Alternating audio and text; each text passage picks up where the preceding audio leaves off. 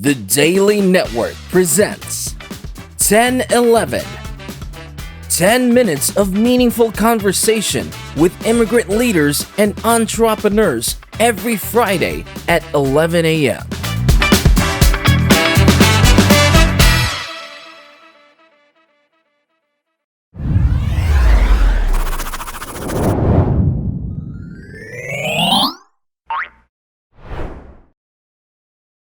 Hi, Jimmy. How are you? Hi, I'm good. Yourself? Okay, I'm great. I'm happy that you're here, and I'm very excited to learn more about you. So, Jimmy, tell us about yourself and your story on how did you arrive in Canada? I was born in Canada.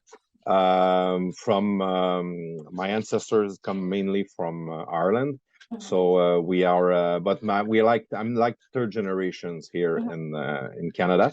mhm, I'm based in Quebec, north, just the north shore of Montreal. mhm. And you mentioned you told me about the business, and you're doing really good now. Can you tell us Yeah. about that too? We are a manufacturer of water leak detection system designed for multifamily buildings. So it could be condominiums, it could be tenants that live in a building that has been developed by a developer. So we installed those systems across Canada now, and we started to go on the US market. How did you start? How did you founded the business, Jimmy? Oh, so sorry, I missed that question. And how did you start the business, and what made you start the business? The business was developed by a few people here.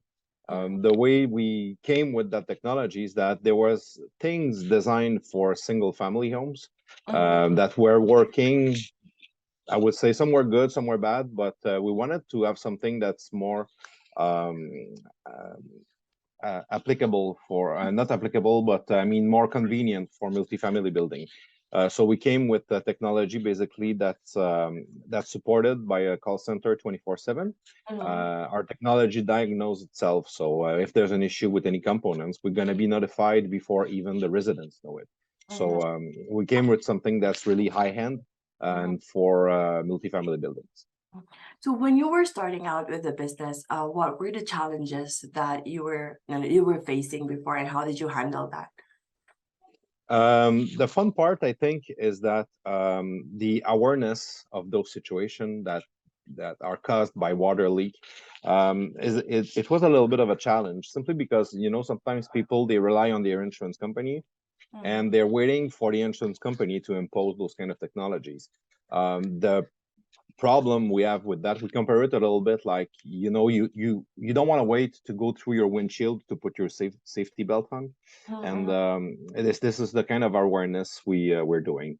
um, at the beginning, I will say that 80% of the installations we were doing, they were done by people that had a request or an obligation for the insurance if they want to keep their water damage protection or mhm, coverage.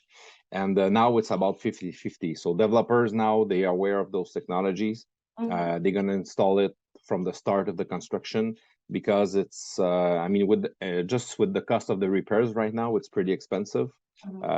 Sheetrocks have like tripled in the last 2 years, so they don't want the water damage anymore. Mhm. So, Jimmy, what I'm getting is the challenges for the business is about the technicals, right? Now, how about the personal challenges that you face when you were starting out, and maybe first year especially? Um, the first year, I think, in Quebec, it was going pretty well. As you probably heard by my accent, I'm a French Canadian. I had a little bit of challenge at first speaking with people in the rest of the country because um, I'm not a shy person, Mhm, but having, it's even though my English, I think it's decent. mhm, I had issues sometimes getting myself understood correctly. mhm, So maybe I was a little bit shy without knowing it, but with, a lot of talking, I guess you get your words across, you get your point across, and people understand what you try to explain to them. Okay. Well, thanks about that, Jimmy, because again, our immigrant viewers right now, when they were starting out, communication is also the challenge, right? But Yeah. with you right now saying that, so it's encouraging because again, we're there's always room for improvement, and we can always improve ourselves. Um, then my next question is, for example, I would want to know more about the business, or I would want to work with you, but I'm based here in Alberta, or like just say I'm based here in BC. How will I do that? You can connect with me on on LinkedIn. I'm pretty active on LinkedIn. Mhm, You can just go to akisense.com, mhm, and so you have a form you can fill, have information. And at this point, we will connect you with one of our resellers in the city or the closest city you're in. mhm, We have resellers. You stated, I think you were from Calgary, so we have resellers in Calgary, mhm. Edmonton, BC. We have a good network now. So at this point, I will make the transition or introduce you to the reseller appropriate for your needs. Okay. Thanks, Jimmy. Now, the next part of the questions will be more on like a random questions. I Yeah. hope that's okay. I would want to ask, what's the so far your favorite book? So far, my favorite book. I have two? For sure, yeah. All right. My nonfiction book, my Mhm, favorite nonfiction book, was written by Tom Arv, I think, Tom mhm, Arv Ecker. I'm gonna mhm, have to make sure. I read that like many years ago, and it's the Millionaire Mindset. There was a lot of things that I like about the book, about business development and those kind of things. But I think he came with a more personal approach that reached me a little bit. And you can put a lot of the things it teaches in your personal life. So it could be about your couple, your children, your hobbies, and just have a good mindset to perform in every aspect of your life. That was a good book for me. And fiction book was The Pistolero by Stephen King. Oh, Stephen King. Yeah. Yeah. I'd like to read some, but then somehow I'm scared. Right. Right. So thanks, Jimmy. Now, my last question would be, any advice to our immigrant entrepreneurs? They would want to start their own, but maybe communication is a challenge, or maybe they just need more words from, let's just say, someone like you, Jimmy. We have a lot of our resellers that are immigrants who started a business. I would say about half of them.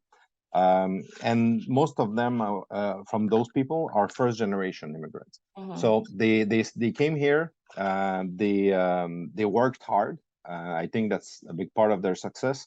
They mhm, worked hard. They had good ideas, and they surrounded themselves with people that give them the support they need.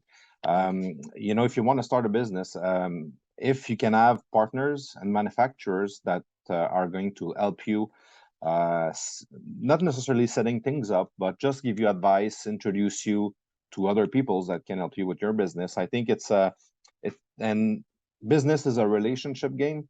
correct. So it's a little bit of who you know. So don't be afraid to ask questions, to ask for advices and those kind of things. It will help you in the long run, and you're gonna meet nice people. So there's no I mean, we're Canadians, we're known in the world to be nice people. So even if you have an accent like I do when I speak in English, you can have Spanish accent, and you're still gonna get your words across. Just learn basic English, and the more you're gonna talk anyway, the better you're gonna be at it. So that will be, I think, my advice. Yeah, thank you, Jimmy. What I get from that is network, network, network. Because again, business is, what did you say? Business is a relationship game. Is that Yeah, right? exactly. Yeah, Yeah. correct. Okay, well, so Yeah. thank you very much for your time, and you have a great day. You too. Take care. The Daily Network presents 1011. 10 minutes of meaningful conversation with immigrant leaders and entrepreneurs every Friday at 11 a.m.